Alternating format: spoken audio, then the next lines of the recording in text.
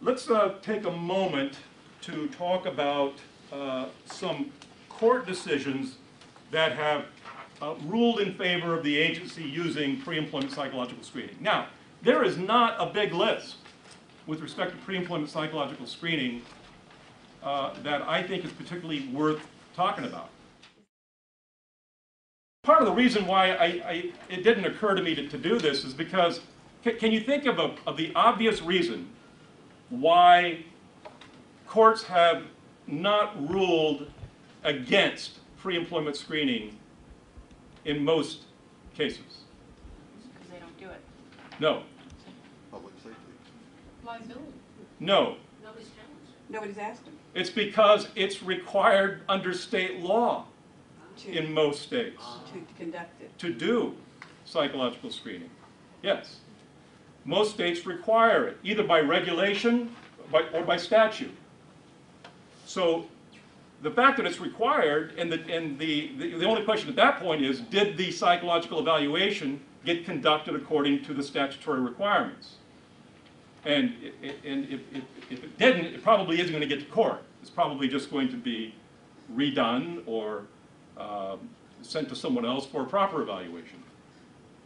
But these cases are of some particular utility, and let me spend just a little bit of time with them. In the case of Nilsson, the Ninth Circuit affirmed the dismissal of a suit filed by a rejected police applicant that failed a psychological evaluation, in which the evaluation cited her stubborn nature and impulsivity.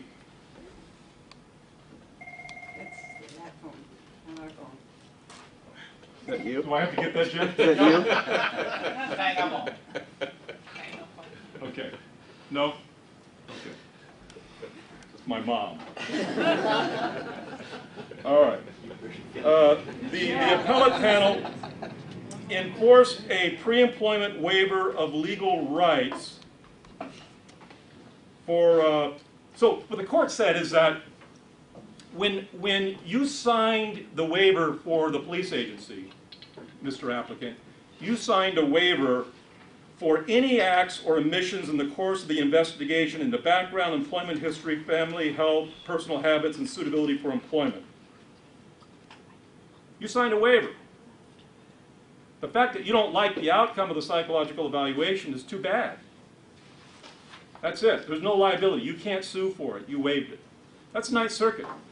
Now, given that, given Nilsson versus City of Mesa, relatively recent case, 2007, you want to make sure that the waivers for the agencies for which you do psychological screening include that kind of language.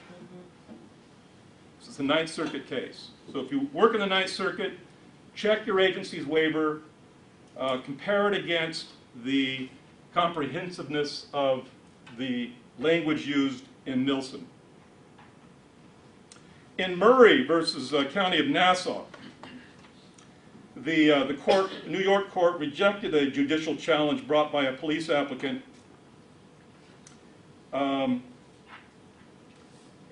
what had happened was the applicant brought his personal doctor's evaluation in, and the agency had two psychologists and a psychiatrist who said he didn't meet the qualifying criteria. And the court in Murray said, the agency's experts trump your own private expert. Next. Okay, Terry versus Guller. That name sound familiar? Yeah. It's either Herb or Matt, I'm not sure which it is, was the successful defendant in this case. This was Matt. This is a New Jersey, was it Matt? Mm-hmm. Okay. This is a New Jersey case. And what had happened was the applicant got rejected following an appeal. Guller did, it was Matt Guller apparently, did the initial evaluation. It was then, there was an appeal evaluation done. And what the court said is that even if the first psychologist negligently or improperly conducted the pre-employment evaluation, which the applicant claimed that Guller did it wrong, The independent analysis severed the chain of proximate causation. No. So be grateful if you live in a state that has appeal evaluations. Because if you find the person unqualified, they have a second evaluation, second opinion evaluation, and that evaluation finds the person either qualified, gets hired, and there's injury, or finds them unqualified. The chain of causation is severed, at least in the New York court. Whether that would be true in another jurisdiction, of course, depends upon a lot of factors. But that was true, at least in the New Jersey case.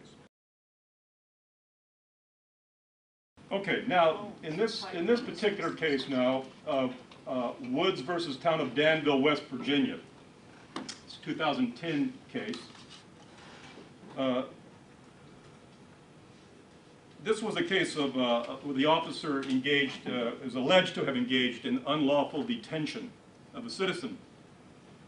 And the plaintiff's attorney also wanted to bring into the suit negligent hiring and negligent retention on the part of the police agency. Why? Because no psychological evaluation was done. Why was no psychological evaluation done? Same reason some evaluations aren't done, or the same reason why evaluations aren't done in some agencies in Oregon. There is no statute requiring a psychological evaluation. Most states do have that. We're going to talk about that next.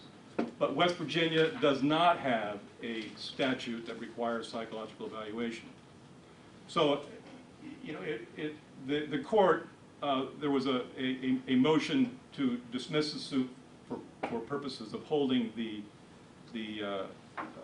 Danville accountable, and the court said, no, a reasonable jury could in fact find, given the facts presented, that that Danville was negligent in their hiring of the police officer by not having a psychological evaluation. Could or did. Notwithstanding the fact that the law doesn't require it, it's still common practice. So we did found the town negligent. No.